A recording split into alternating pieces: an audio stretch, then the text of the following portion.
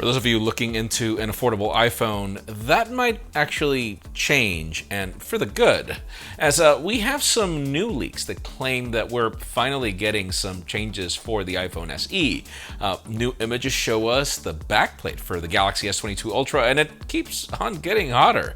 And believe it or not, we already have leaks for Macs that we should expect early next year. I'm Jaime Rivera, and our iPhone 13 and iPhone 13 Pro Max giveaway is over today, so stay tuned to subcase.com to find out the winners. This is Pocketnow Daily.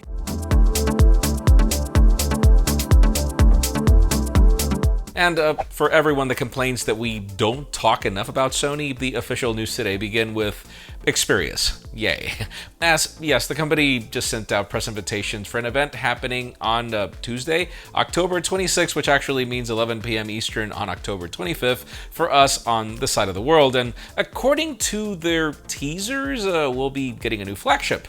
So far, the teasers had been vague, but now Sony posted a video that strictly talks about camera features. The video mentions the Xperia 1 Mark III, the Xperia Pro, and the 5 Mark III, where one of the photographers describes this new flagship as a camera with a phone attached, while another one called it a game changer.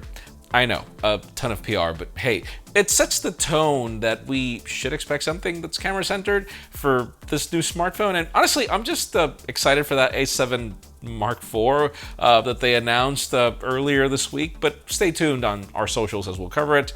And at the same time, I mean, camera attached to a phone. How many times have I heard that?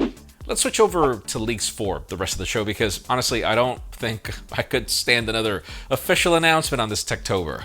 Beginning with Macs, I know we just got 2 new models this Monday, but we still haven't received them in the mail, naturally, and we have, at this time already, information on what the company will be releasing next. According to tipster Dylan, the MacBook Air moniker will die, and it will be re-announced as the new MacBook, which actually makes sense as every single one of Apple's laptops are thin and light now. He claims it'll be released in the middle of next year, and it'll feature a MagSafe connector, 1080p webcam, a 30-watt power adapter, USB-C ports, and no fans once again. We'll be getting similar color options to the base model iMac, but listen to this. Apparently we're getting a white keyboard and white bezels. And I know, that sounds ugly, but it might also bring a notch, so that gets uglier. He says that it'll bring a similar case design to the current MacBook Pro while being thinner and lighter, but it'll be powered by the M2 chip and it'll start at the same price point that we're getting right now. And since we just mentioned iMacs, we got a new tweet from Ross Young where he claims that we're getting a 27-inch mini LED iMac in Q1 of next year and it'll bring ProMotion features. We don't have much information other than this, as Ross thought this was the successor to the Pro Display XDR when it popped up on his radar, but it looks like we'll be getting a new Mac early next year. And that's kind of weird because usually we'd need for the new chip to be announced at WWDC for the developers to prepare for it, unless they don't have to. Now let's shift gears onto Samsung and their next flagship. And sure, they had an event earlier this week where we got a customizable Z Flip, which is pretty cool, but I think these S22 Ultra leaks are getting very interesting. A few weeks ago, we got some press renders as well as some leaked specifications, but now we have an image that allegedly belongs to a real-life backplate for the S22 Ultra. This image comes from Weibo, but was tweeted by OnLeaks. We get to see the black color variant and the new camera module. This image shows that the whole back will be flushed, and the cameras will be most likely sticking out, which is kind of looking like the Pro models of the iPhone that I actually consider very elegant. Take this with a grain of salt, though, considering the source, but I think the design would be pretty great, and it fits different images of case molds and renders we've been getting so far.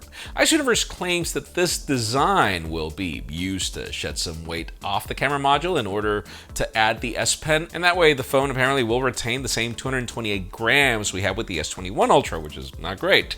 But he also claims that we'll be getting rounder and slightly flatter displays than compared to the current models. So yeah, let us know if you guys are looking forward to this design, because so far I'm honestly liking it a lot.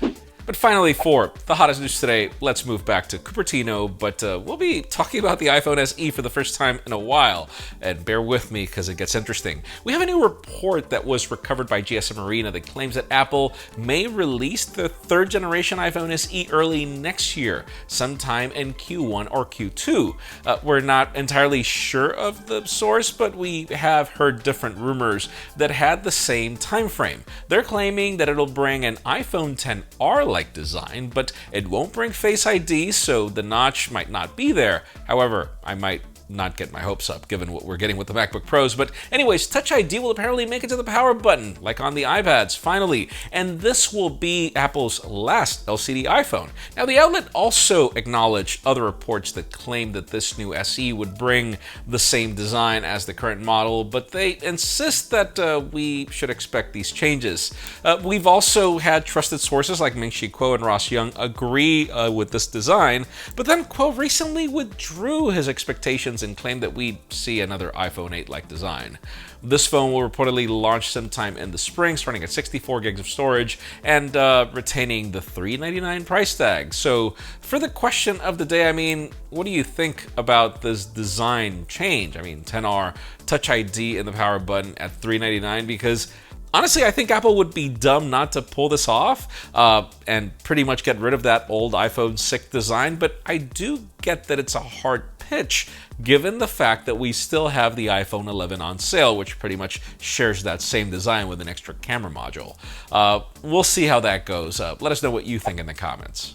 Friends, again, if you want to get the news earlier, follow us on Pocketnow.com and subscribe to our channel for more videos like this one. You can also follow us on social medias. Our extended coverage happens on Instagram, and follow me on my personal handles to see me, debate that iPhone SE. Like, seriously.